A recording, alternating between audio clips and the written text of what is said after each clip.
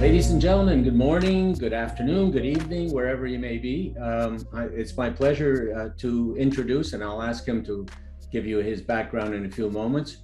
Marcel Fujike. Fujike, I can't pronounce that. And I know you're going to probably call me Stan right afterwards. But anyway, Marcel from now on. Marcel, welcome to this panel for everybody. Marcel is going to be speaking to us about environmental sustainability, of course, and perhaps I'd like to touch a bit into how really sustaining the environment can also help you with economic sustainability, because I think they go hand in hand. There's no reason why not. And this is a subject that's dear to my heart, and I know it's dear to Marcel's heart because he's very passionate about the subject. So welcome, Marcel. Thank you, Stan. Thanks for having me. And now, Marcel, you sent me a challenge last week, which I refused to pick up, because if I did it, I would torture the audience and torture you. So Salam, if you could put up a slide. Marcel, belated happy birthday, and I refuse to sing you happy birthday on the tape like you asked me to do, okay? So happy birthday, even though it was last week. We always remember you, and that I think was a nice gesture on part of Parveen and everybody to put that slide together for you. Like I said, if I had to sing to you, you would have left the discussion immediately. So that being said, let me thank you again for everything, and perhaps you could give us a bit of a biography and what you do with Kuehne Nagel for our audience's awareness. Sure. So thanks, Dan, and thanks for the nice wishes. And of course, I would have loved hearing Parveen and you and all of the rest of the gang singing happy birthday for me. Would have been fun for sure. Yeah, so Marcel Fujike, you mentioned that one. You're not the only one having trouble with my surname, by the way, Stan, so no worry. Okay. Yeah, I'm an aviation kid, actually. I joined Lufthansa more than 25 years ago, so started my career in logistics with the Lufthansa Group, and then had my own consultancy for 3 years before I moved into the logistics and air logistics area.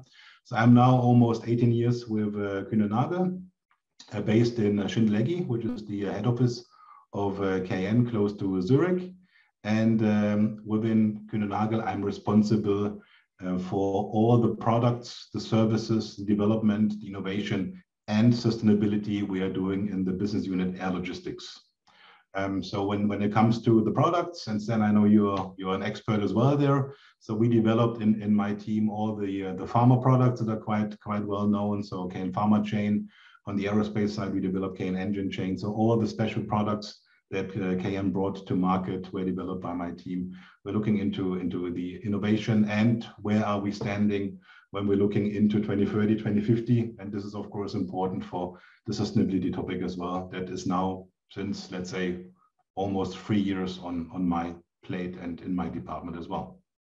Well, that's fantastic, because, you know, the expertise that comes from this, and also products, because you mentioned pharma. I mean, if we could speed up that processing, there's a tremendous amount of environmental impact that we could negate with proper processing. I'm sure of it.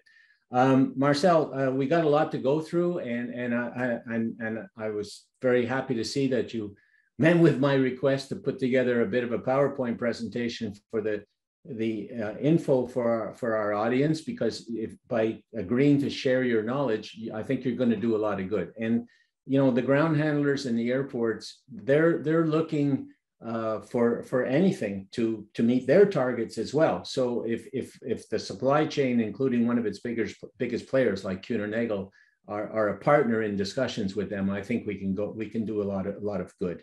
Marcel, I hope you took something from also the ICAO presentation that we had. The fact about digitization and how they feel that also can help the environment, because if we reduce dwell times, if we reduce trucking distances and everything else through a good sharing of data, so maybe we can pick up on that later.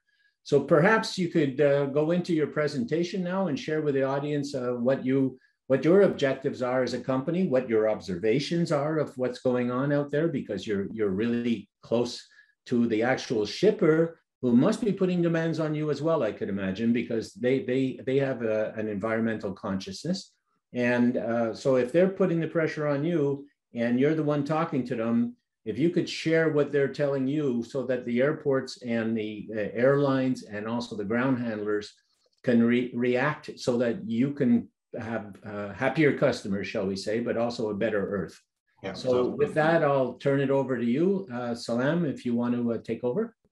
Okay, so yeah, thanks, Dan, for the challenge that you laid upon me, asking me what the industry needs to do on the way for carbon neutrality in 2050, and what we as an air freight player are doing in regards to achieving this or walking this path.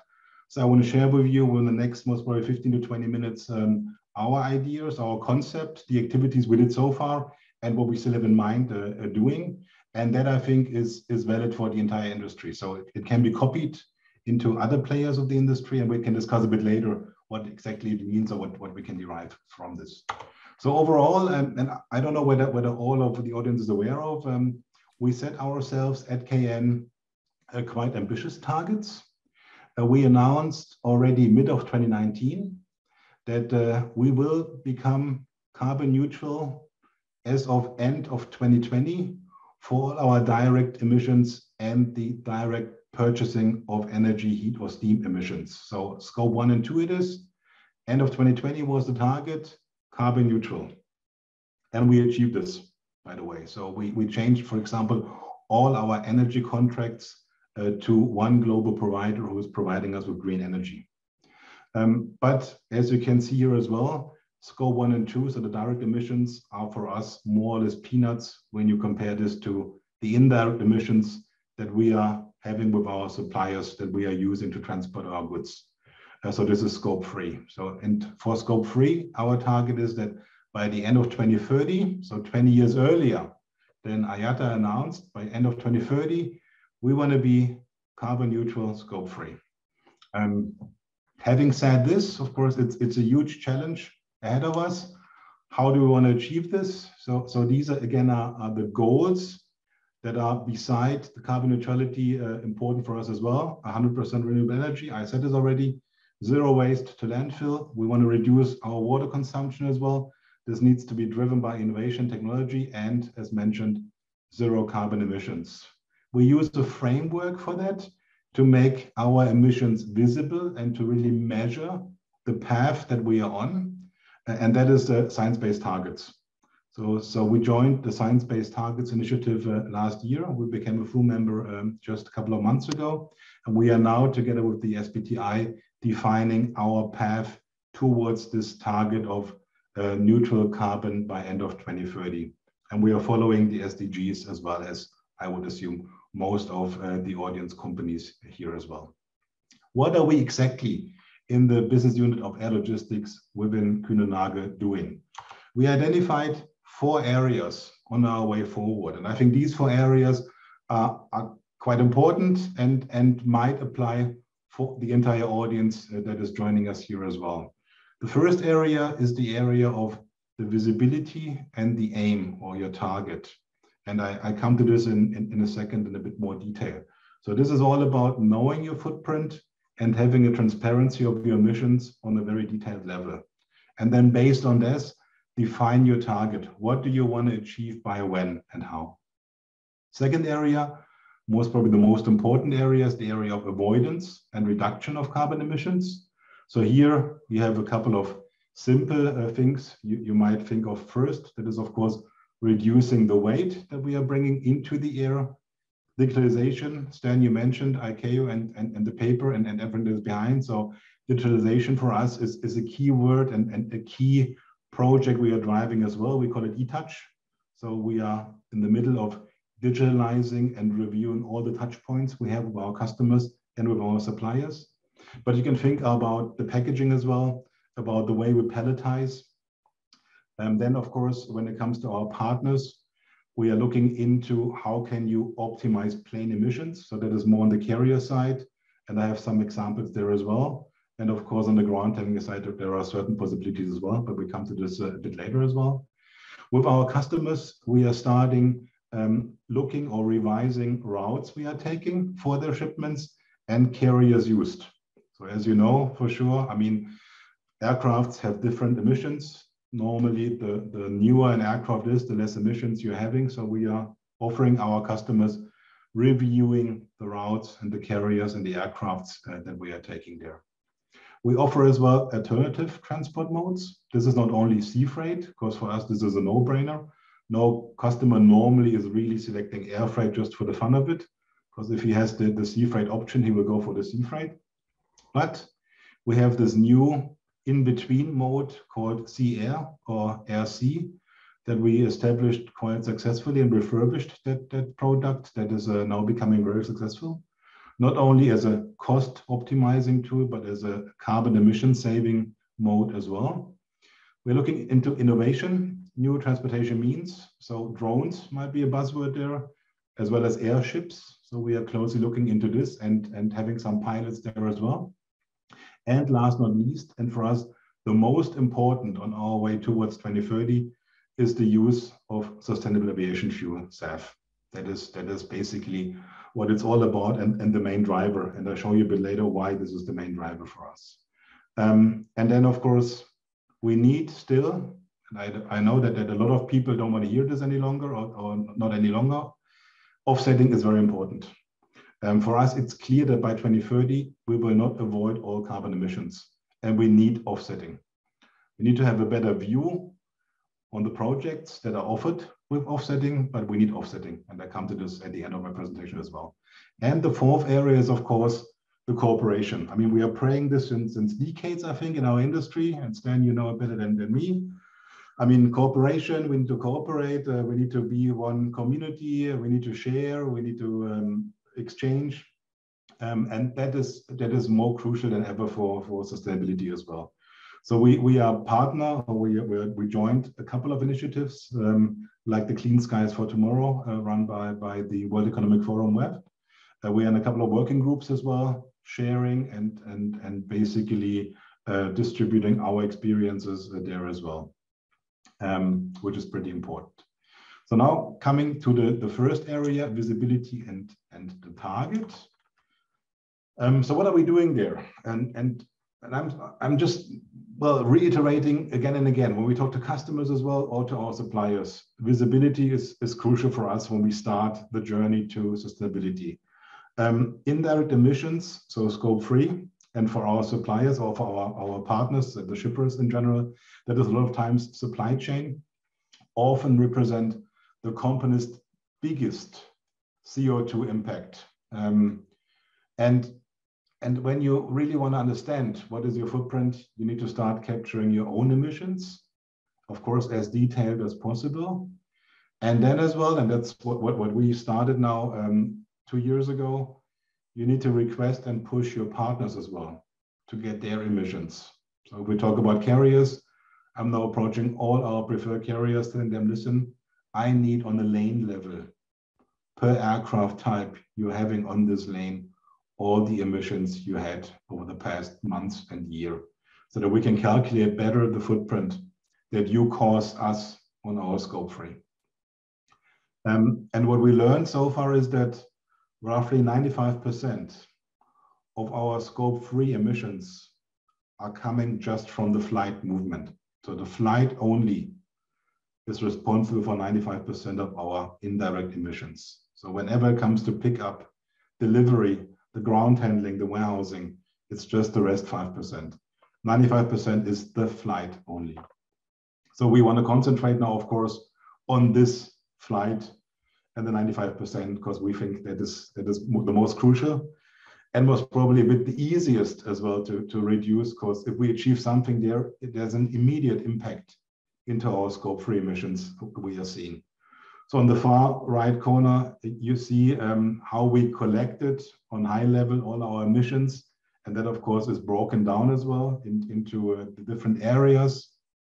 And based on that, and with the help of the Science Based Target Initiative, we then defined first time ever our goal. And this is what you see in the middle, the light blue area for air logistics, where we defined the first target for end 2030. And then you see as well, the light blue, unfortunately, are the emissions. There is still a lot over that we would need to offset. But we review regularly. So every half year at the moment, we are reviewing this, and we try to reduce this light blue area further down.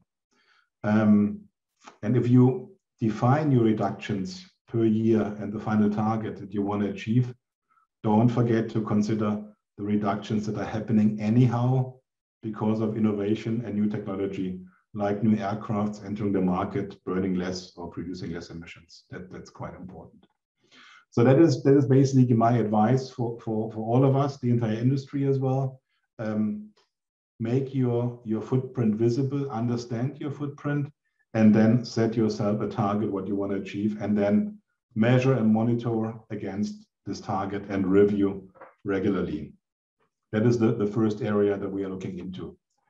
Then we are moving into the second area. So of course, the most important one, once you have the target, let's move into the avoidance and reduction. So there, and we mentioned one already, digitalization. Avoid paper, the industry needs to do more. Unfortunately, Stan, yes, I've seen the ICAO paper and I fully agree, but let's face it, I mean, when I joined the industry 25 years ago, we were already talking about digitalization and we had the e-airway bill and e-paper and whatsoever initiatives from IATA. I think we need to become a lot more digitalized and avoid paper, but on the other side, we need to face reality as well. We still have too many interfaces that are working with paper, that demand paper, like all these government institutions, a lot of customs authorities still like to work with paper. We still have, unfortunately, a lot of shipper as well that like to have paper and like to get their, well, commercial invoice or any other documentation that is referring to the shipment on a paper base. So there, of course, we as an industry need to become a lot better. As mentioned, at KN, we started already more than 10 years ago internally to get rid of all the paper. So all our documents we have are electronically. So we are paperless within KN. And we now started 2 years ago looking into all the touch points with our suppliers and our customers. So we really hope that, let's say, 2 years from now, we have the largest time-consuming and paper-consuming touch points digitalized. On the carrier side, for example, we started now all the APIs together with carriers and with the portals that are providing these access to carriers. On our side and the carrier side, of course, you can look into lighter loading equipment, like different material for pallets, for containers, and for safety nets. We know a couple of airlines that are quite successfully trialing and using already different safety nets that are a lot lighter. Then, of course, we have these unnecessary aircraft emissions, unfortunately still, which is more on the government side and the regulation side. If you think about the European aerospace and the air traffic control, of course, there we can save a lot of, I think, carbon emissions every year. Airport taxing, maybe something for the airports or air traffic control as well to be optimized, that you're not waiting for hours inside an aircraft and running engine for takeoff. Then taxiing, so we talked to a couple of airlines that in the meantime are only using one engine when they are taxiing on an airport, which apparently saves quite some emissions as well. So there are a lot of things that you could do on that side and that area as well to avoid unnecessary aircraft emissions, where we as Kuehne Nagel or as a forwarder are not really involved into. Where we are involved into and what we are looking into quite thoroughly is lighter packing and optimized palletizing. So we're running a couple of pilots with some artificial intelligence that is scanning the goods that we are getting into our warehouse and then calculating the optimized pallet build-up to avoid less empty space. And we are at the moment implementing a new wrapping foil for all our air pallets that get wrapped before they get a net over it. And there we so far use the plastic foil that we are now replacing globally with a sustainable foil that is biodegradable, that is even stronger than the one we used before, and that leads to almost half the CO2 emissions than the plastic foil we used before. So this is now being rolled out globally. That is, for example, what we're doing on the lighter packaging front. Looking into our shippers area and the optimization of transportation, we are looking, as mentioned, into a consultant or consulting our shippers with selection criteria like the routing. We can change the routing maybe. We can change the carrier. We can change the mode, like I mentioned, sea air to reduce emissions. And there we have, as an example, so we have one shipper shipping goods from Bombay to New York. The current flow is via Istanbul. And now we're calculating whether you bring this via Doha or in a direct flight to New York. This, of course, results into different CO2 well-to-wheel emissions that can be selected. And with a different carrier, you then, of course, have less CO2 emissions. Maybe they're important to know as well. If you look into carriers and aircraft types used, that normally, and that's basically based on the calculation method and ruling that is applied. Normally, a freighter is producing less carbon emissions than even the newest aircraft that is in service. So that's basically important to know as well. It will always be, as long as we follow these calculation methods, a freighter that is producing less carbon emissions. But not to forget, whenever we move into these consulting pieces with customers, important is as well, not just sustainability, but of course the transportation time, the quality or reliability that we are then selecting, and of course the cost plays a factor as well. So whenever we are talking to customers that are quite green-minded, but at the end of the day, they need to weigh the importance of cost, transport time, and reliability against the importance of becoming greener as well. So moving on, sea air. I mentioned sea air already as well. What's the benefits for our clients? And you see this here as well.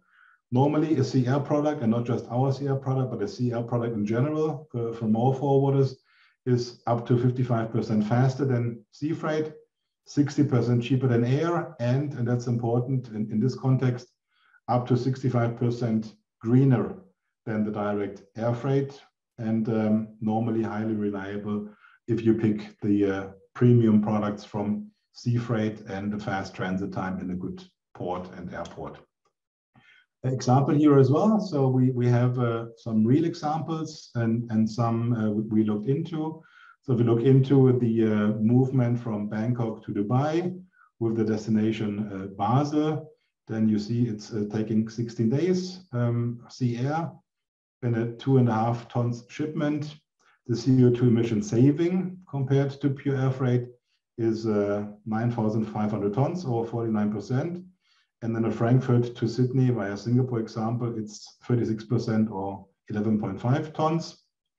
And you see as well the emission saving per kilo. And then we have at a real shipment, Istanbul via Singapore to Sydney, 21 days, 5.6 tons. And you see here as well, we achieved an carbon emission saving of over 41%. So this is just to prove that sea air or air sea can really move you into a sustainable transportation solution and is an alternative to pure air freight. But as mentioned before, the key for us forward, and we as Kuehne Nagel believe heavily into the usage of sustainable aviation fuel or SAF. The nice part is that this is instant CO2 avoidance. Nice part here as well is that it's immediately usable because the current jet engines can burn SAF. It's basically, you don't need to change any aircraft type. The blend that IATA allows is the max of 50%, I think we're all aware of. Unfortunately, the only currently available commercial method to produce SAF is the HEFA method. HEFA is the hydroprocessed esters and fatty acids method. This is using tallow or used cooking oil or the oil of some seeds to then press and get the we call it bio SAF out of this. It reduces, unfortunately, the greenhouse gases only by up to 90%. But if you use tallow, for example, then you normally achieve just a 75% reduction. So still 25% of the carbon emissions are left over that you then either need to offset or you need to overcompensate the jet fuel kerosene burned by even more SAF that you are then buying and burning. So in this case, as mentioned on the last bullet point here, we can reduce the greenhouse gas emissions by up to 100% if we overcompensate the jet fuel kerosene with SAF by a ratio from 1 liter of jet fuel kerosene. We replace with 1.33 liters of SAF, and that is then basically overcompensating the emissions, and with that we achieve 100% carbon neutral flight or burn. Moving into the future a bit. Oh, that's funny. Salam, I think we need to cut here because I somehow jumped. I'm listening. I'm okay. So that's fine. So if we why did we jump back? There I want to go. All right. Okay. So I'm going to give you a countdown, and then you're going to take over the slide again. Yes. So I'll give you a countdown. Okay, I'll go here again, and then we go to the next one. Yeah. No, okay. if we just start there, yeah, the next, right. Okay. So I'll give you a countdown, Marcel, and then you'll take it from there. Good. On 3, 2, 1, Marcel, the show is yours. Okay. So if we looked what we as Kuehne Nagel did so far, then we are committing ourselves to so far 12.7 milliliters of SAF. And that is that we as KN want to have SAF in-house to offer to our clients globally. That is known in the industry with the term book and claim. What does it mean? It means that we are purchasing SAF from one airline that is burning this SAF and that is claiming the scope 1 emission savings for that. We are purchasing SAF from this airline, then we are entitled claiming the scope 3. But this SAF we are then offering to customers. And it doesn't matter where the customer sits, nor the origin or destination, nor the airline the customer is putting his shipment on. He can get SAF from our KN SAF repository. So far, that is the largest commitment that ever a logistics provider put into sustainable aviation fuel. As mentioned before, the advantages, it's immediately available. And with that, so we can react within a couple of hours if we have a client in Singapore wanting to move a shipment with SAF. As an example, what 12.7 milliliters of SAF can do, you will see quite popular. We can move 1.6 billion doses of the COVID-19 vaccine, the Moderna vaccine, from Brussels to Singapore, for example, or fly around the world 28 times with a Dreamliner. This is what we launched so far, and I think we are the only logistics provider doing this in the SAF area. But just as a hint and as basically asking others to follow, we need to have more marketing and more information and more push to the industry out here. So what we did, and that is more or less pure marketing, we launched the first zero emission air freight route in Jan 2021. So since January this year, all our freight on board the KLM flights from Los Angeles to Amsterdam are fully carbon neutral, and we are replacing retrospectively the jet fuel kerosene burned with SAF. Next thing we did was in March, we bought from American Airlines 3 million gallons, so 11.35 milliliters of SAF, and that is the SAF that I now have in-house and I can offer to clients immediately. And in June, we looked into charters and charter chains, and we had automotive clients in Stuttgart that were quite keen in greening their supply chain. So in June 2021, together with British Airways, IAG, we had 18 charter flights that were Praetors, so Dreamliner Praetors, that were flown purely with SAF. So we substituted the kerosene used by these 18 flights with even more SAF. So we overcompensated the burn of jet fuel kerosene with SAF so that the emission of these 18 flights was really zero. So it was a carbon neutral charter chain that we did from Stuttgart. And the latest that we just announced last Monday is that we are moving into the future by promoting and partnering with Lufthansa Cargo to make it happen that the first ever commercial power-to-liquid SAF plant can go live and can really produce SAF. Because as mentioned, the HEFA method is so far the only commercially available one when it comes to getting SAF in a larger scale. But bio-SAF is not available in the quantities we would need to really grain the entire aviation industry. So if you look into the papers, then the estimation is that only 5 to maximum 10% of the SAF that is needed to green our entire aviation can come from HEFA-based or bio-SAF. So power-to-liquid is the method going forward. In a nutshell, it is using a lot of wind or solar, so sustainable energy, put into water, and that is then splitting hydrogen.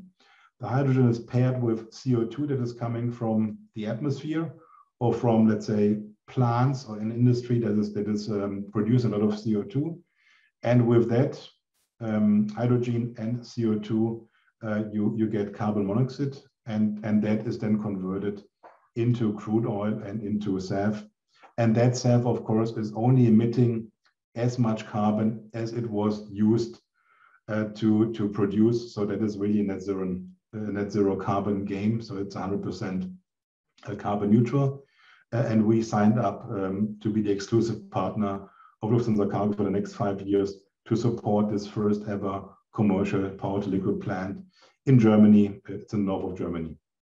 So that's the latest we are doing, and we are looking into further basically developing our SAF footprint and promoting SAF and basically bringing SAF to the next level, because we really strongly believe that SAF is the way forward. Third area, whatever is left over, we need to offset. So just briefly here, unavoidable CO2 emissions, and they are, because we just need to face reality. By the end of 2030, we will not be able to really avoid all carbon emissions we are having. So whatever is left over, we want to offset. In the offsetting, it's very important that the projects that we are supporting, that they have the highest standards available in the industry, so that the projects are really verified and recognized and are audited and really controlled, let's say at least in a 6 months period, that they are still alive, still working and still doing what they are supposed to do. And we are offering our customers as well these solutions. So as KN, we're offering our customers as well the offsetting and investing into these projects. So this is basically a summary of the projects we are supporting, not only in regards to carbon emission savings, but supporting all UN Sustainable Development Goals. You can see here which goals these projects are supporting, as we partnered with 2 agencies or companies that are experts in CO2 credits and projects. And this is what we signed up for the next 5 years as well, to support these companies. And with their support, we are offering, or we bought a couple of millions of tons of CO2 certificates that we're offering as well to our shippers. And yes, then that's it from my side. So this is what we are doing. These are the 4 areas that I wanted to mention and share with the audience. And of course, my pledge towards all the audience here, please join us as well and the entire industry in bringing the carbon neutrality of shipping one step closer, that we really achieve at least 2050 becoming net zero carbon. Marcel, I'm blown away. I've got to tell you, that is, I had no idea that you were, I know Kuehne Nagel has always been on leading edge. I've known Kuehne Nagel for as long as I've been in this industry, but I never ever realized how involved you were and how dedicated you were to this subject, which is so important. Do you have Greta on your board from Scandinavia, that young lady, by any chance? Well, she is pushing us as well. So I don't know whether you're aware, but we are sponsoring the yacht, the Malitza. And the Malitza was bringing Greta over to New York when she was refusing to fly. So basically, we have not really close links to Greta, but we are in a certain way attached to her, yes. Good for you, good for you. Well, kudos, because you've set the benchmark for all of your competitors, that's for sure. But you've also set the benchmark for some of your suppliers, and they're listening today. Basically the airports, the ground handling companies, the shippers, the airlines, they all understand where you're going now. And so do I. And like I said before, I'm deeply impressed, and my best wishes to your whole team to keep doing what you're doing, because we need it. But, you know, there's some questions that arise, and a couple of them I really would like just to clarify in my own mind. You talked about 95% of the flights bringing most of your emissions, right? The flight itself. Have you analyzed sea freight versus air freight? Because we talked about sea air quite a bit, but sea, if I remember some stats put out there a while ago, was like 8% of the global carbon, and air was 2%. I'm not saying air has, you know, is insignificant, but do you see the same sort of efforts coming about in when you do sea air from the sea carriers? Yes, Dan, absolutely. So basically, I think you're right that in absolute figures, the emissions on the sea side are still a lot higher than what air is contributing. But unfortunately, we have to say for us on the air side, if you look into the single kilo shipped, that the sea carbon emissions are by far lower than the air emissions. So my sea freight colleagues, they have not that much of a challenge convincing customers offsetting or buying biofuel containers, because the costs involved are really marginal to the costs involved if I would do an offsetting for an air freight customer. So you can say that absolutely sea freight is behind this. Our sea freight colleagues at Kuehne Nagel are offering green containers as well. So they use biofuel as well. They are pressing our providers, so the big shipping lines as well, to go green.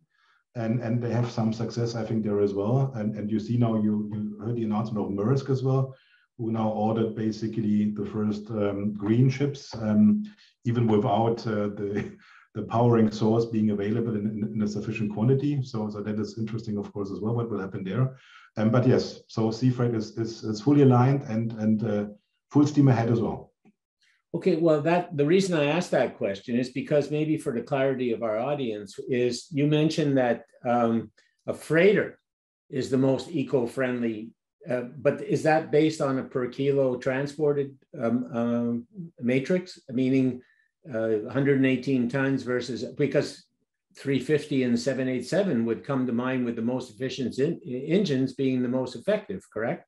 Sure. If it was a passenger airplane, you judge that on against a freighter, and that's how you came up with the number. I think it was 4.86 for a freighter. Yeah, so basically we did not come up with this number, but we are using a third party as well that most of our industry is using as well. So this third party is called Ecotransit. It's a German company, and that German company is following basically calculation rules that were set by IATA or were set by EU. So they are following standards, and these standards, they follow certain assumptions. And one of the assumptions is, for example, that the passenger aircraft has a certain load factor, and the freighter or passenger aircraft has a certain load factor on the cargo side as well. And a passenger aircraft has a certain weight, an average weight for the passenger and for the seat. And that is something that I think screws a bit the passenger calculation. That whenever you look into the seat, especially the business class seat, for example. So if you look into the emissions of a business class passenger and an economy class passenger, then you'll see as well that the business class passenger has more emissions than an eco passenger. So, and that is basically what triggers it. So a freighter, yes, has less, let's say, well, nitty-gritties all around. And because of this purer cargo only piece in mind, produces less emissions than the seating and the catering and the bag of the passenger and so on. So Oh, that's okay. That's good that we get that now. And I agree with it. It's completely true. There's also some things, we go back to what Courtney said. It's not just about digitization, because ICAO, of course, is very influential in anything to do with aviation. And one of them was emission standards. Most people don't know this, but the 777 freighter, the 200, the current one that Lufthansa just put in place, they can't produce that after 2027, nor the 767 freighter, because the wings just don't hold the better environmental engines. So in technology, we can even see leaps forward, and hopefully Airbus comes through with the A350 freighter. So those numbers will be even better, I would imagine, than the current 400F, right? Absolutely. Yeah. Okay, that's great. Having seen what ICAO said about digitization, and I'd like to push it a little bit because of our audience and people who are really interested here. And my whole effort is on the ground. I mean, like I said, the airplane is the airplane. The technology takes care of that. And a Cathay Pacific airplane and a British Airways airplane, if there were 777s, I should say, it's the same thing. What happens on the ground can make a big impact as well on the environmental side. And in digitization, what I'm particularly worried about is congestion and pollution that results from congestion, because we're not having smart handling, smart digitization capabilities, because with transparency and digitization, you can prepare better.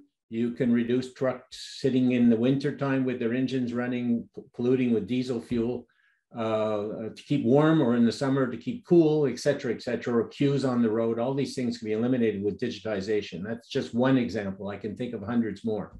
But that's more a community rather than a forwarder or a ground handling company. How do you see bringing this community together to collaborate on such important things as the environment? And I would like to say also safety and security. These things are community-based issues. How do you see the community coming together and telling the airports, look, if the cargo is going to be delayed because your airport always has queues on the ramp and ATC is not in sync with what we're trying to achieve, we're not going to use your airport anymore. Or if your truck congestion is such that you're doing such bad things to the environment, we don't want to use your airport anymore. And GHAs, if you don't go to truck slot management, we're not going to use you anymore. How can we get people to understand what you're trying to achieve here? I think I unfortunately need to lift the pressure of airports a bit, because I think that unfortunately we are not really in a position to mandate or dictate where airlines are flying to. So normally you have an airline flying into an airport, and then that airport is your destination. You need to send your truck in. And whether then that airport is congested on the land side or not, it might be not nice, and there might be a lot that you could improve.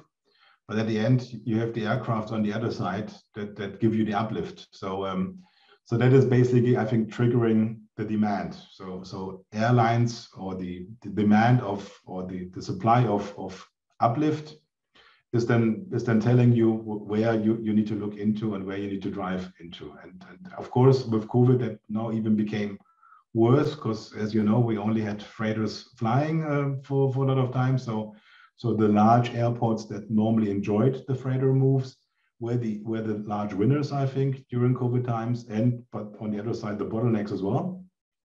And there, yes, a community system, of course, is helping, but I think it is only helping if you have all players in this community. And with all players, unfortunately, we have to mention the shipper as well, because they're normally a bit the delay or the screw up starts that you send a truck there to pick some goods up.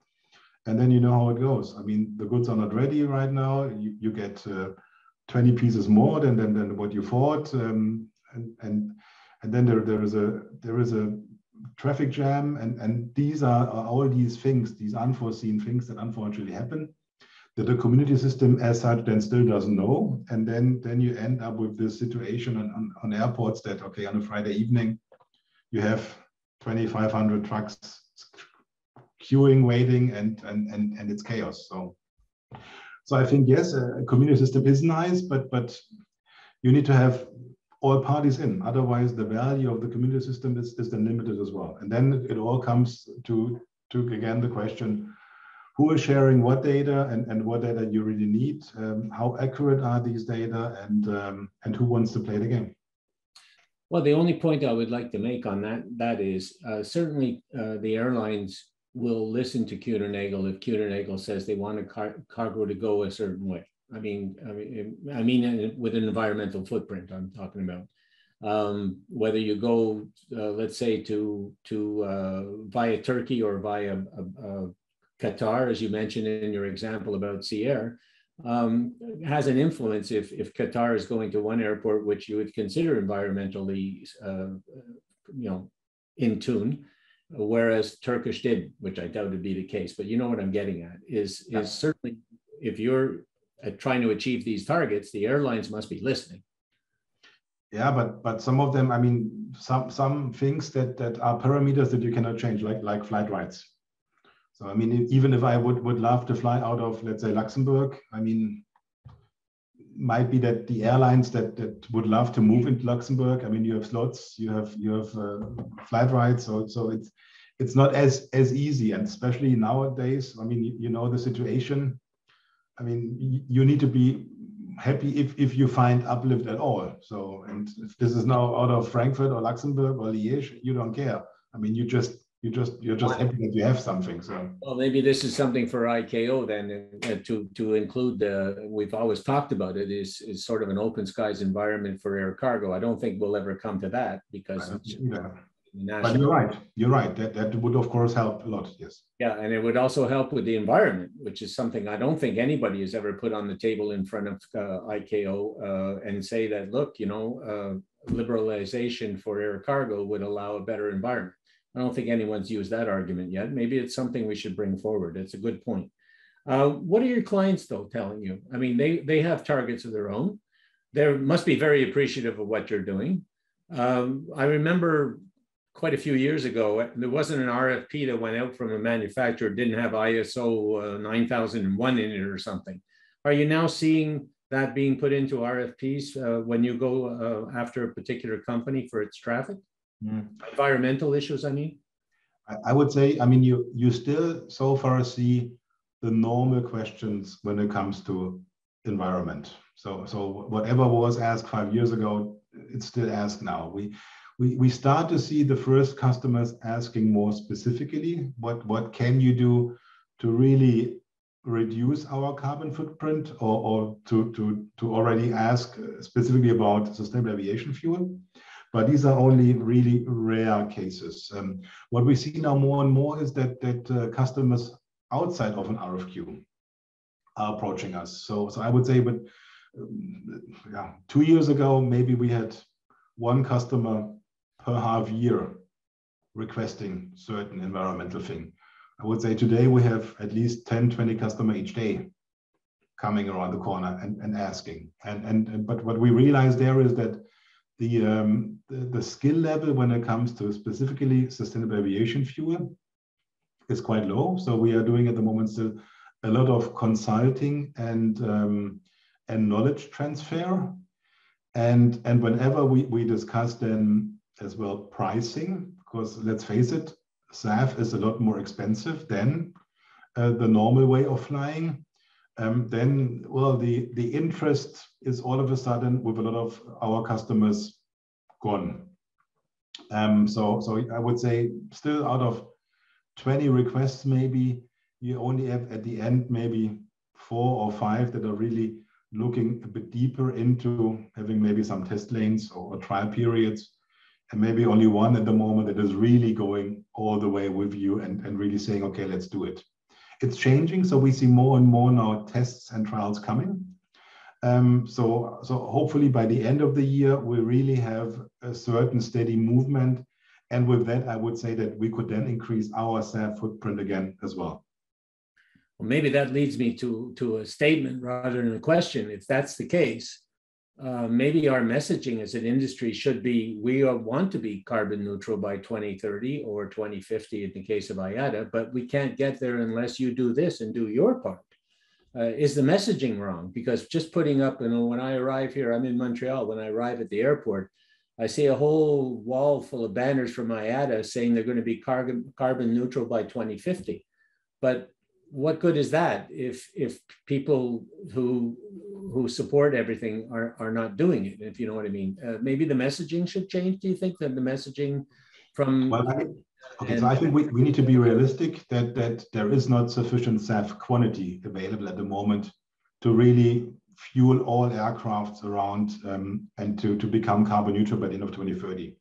But having said this, I think it would be possible if we think the unthinkable, if all the governments would put in the same efforts as they put in, let's say, for the COVID-19 vaccine development. So if you see billions being pumped into sustainable aviation fuel technology, support, subsidies, incentives, then I would say that would be possible. It's a matter of willingness, and for sure we need to have governments supporting this. So the entire thing will not take off if we don't have governments subsidizing and incentivizing first the current SAF that we're having right now, so this bio SAF, that is becoming cheaper, that we can really offer a cheaper carbon neutral alternative to shippers.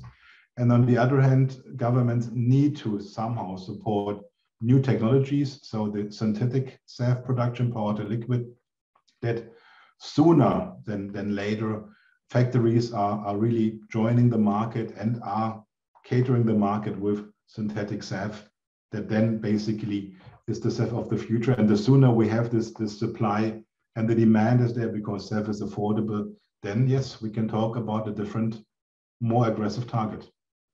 Well, reverting back to ICAO again, and ICAO is a group of states. It's not an airline or a freight forwarder or anything else association. It is the United Nations.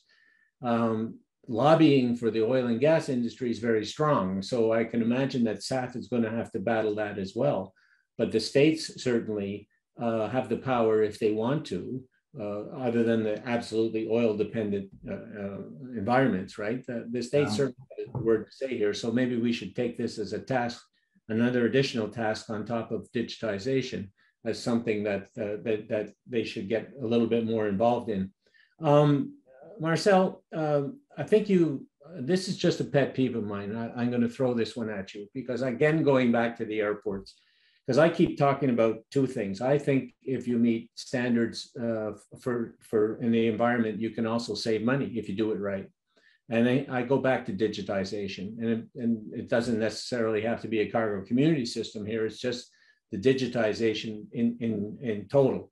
Let's take the vaccines as an example. If there was complete transparency from the factory to the trucking company, to the airport of departure, to the airline, the forwarder, the broker, the customs broker, the warehouse handling it, and the trucking company who's taking it to a hospital or taking it to a pharma company.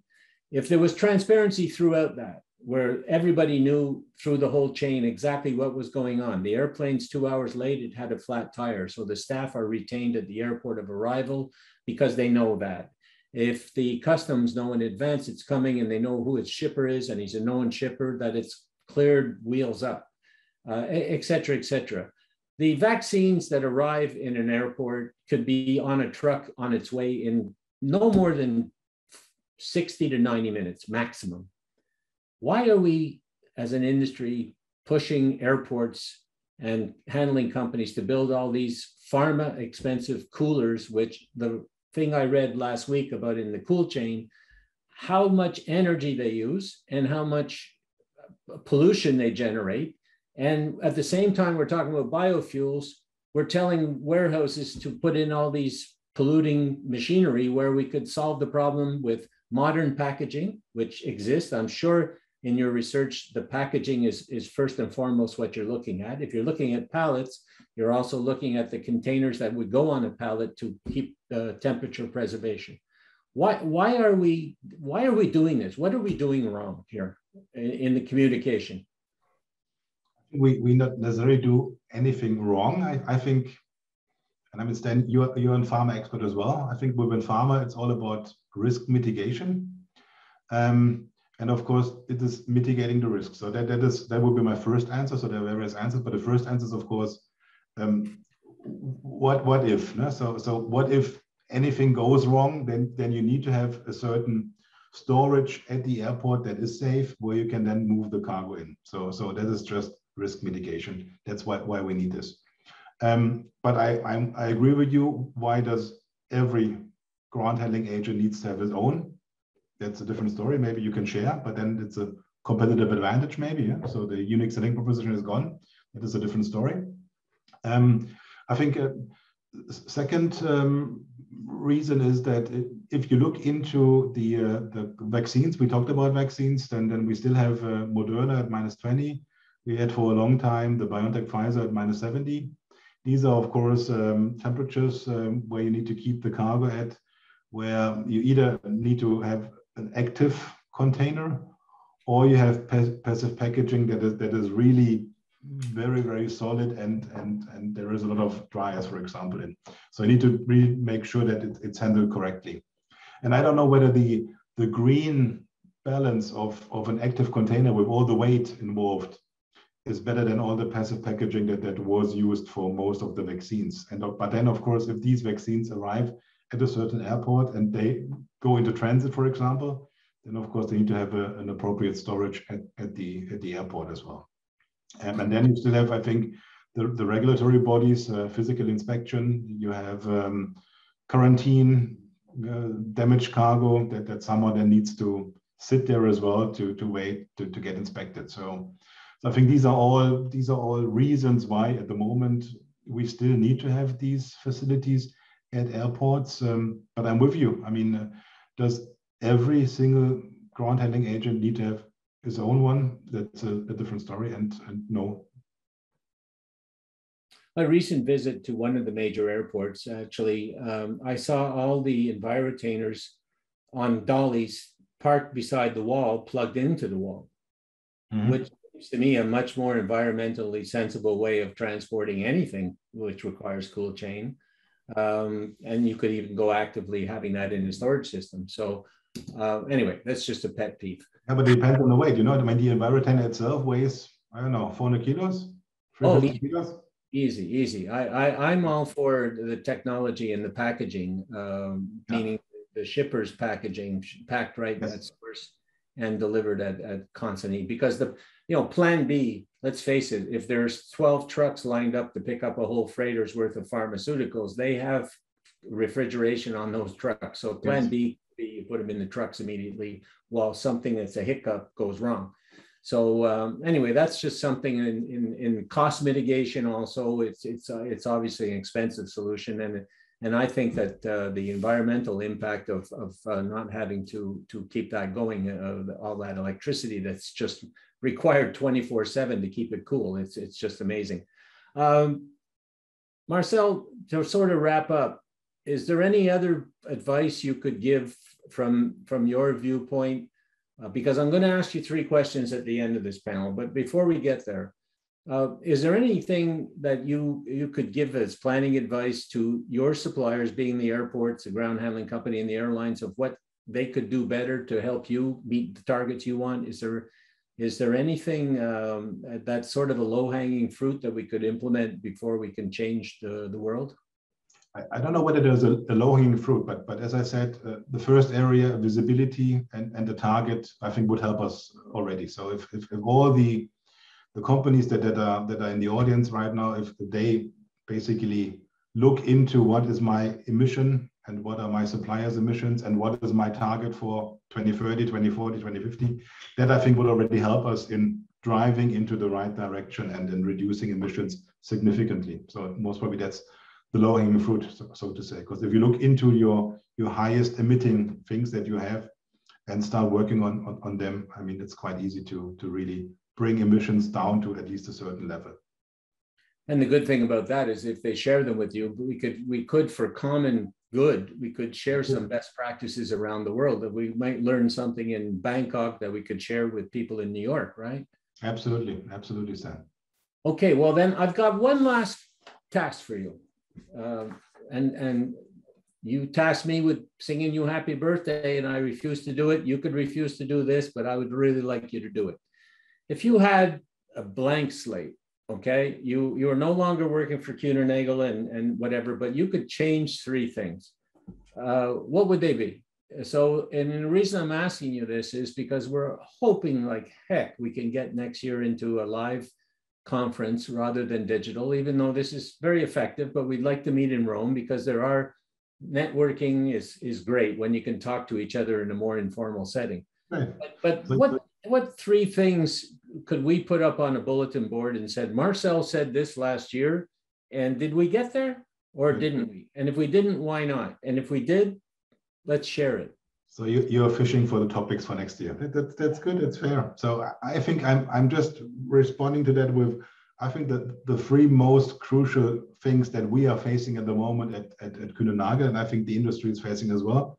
First topic would be war for talent. So we see a lot of talents leaving the industry. So what was formerly more or less a movement around the industry now becomes really people leaving the industry, and we are battling hard for getting people on board. So I think the industry has a problem there. Second would be capacity. I need capacity. I want to have basically freighters or planes in the air again, and sufficient capacity to satisfy my clients, because we foresee that the upcoming peak season will be most probably the hardest we have ever seen when it comes to satisfying customer demands. And the third one would be sustainability, and that is I would love to see within the next year governments, the EU, for example, really subsidizing, incentivizing SAF. These are the 3 things.